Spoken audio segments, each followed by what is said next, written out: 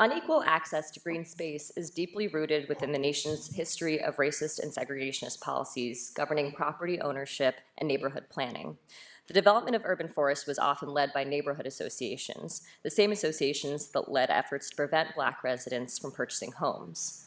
Unsurprisingly, these associations focused tree plantings in areas that had wealthier and white homeowners. De facto segregation and a lack of investment in minority neighborhoods led to a stark disparity in both the size and the quality of green spaces that continues to fall along racial and socioeconomic lines. In the US, cities have increasingly used green infrastructure, including greenways, neighborhood parks, and rain gardens, to address this disparity.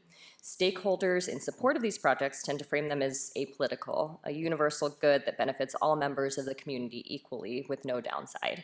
But research has demonstrated that many of these projects have clear negative outcomes for residents from marginalized neighborhoods, including gentrification, continued inequity in the placement of these greening projects, and policing of residents' use of new green spaces. Community organizations and municipalities are beginning to understand the downsides of traditional green infrastructure, particularly for disinvested neighborhoods, and they've started to implement a range of programs to prevent these disparities in the future, including creating land trusts, requiring affordable housing adjacent to these new green spaces, and implementing rent control policies. Even though these efforts are in their early stages, a bunch of these programs have shown lots of promise, like Living Cully in Portland and Boston's Dudley Street Neighborhood Initiative, which I encourage you to look up.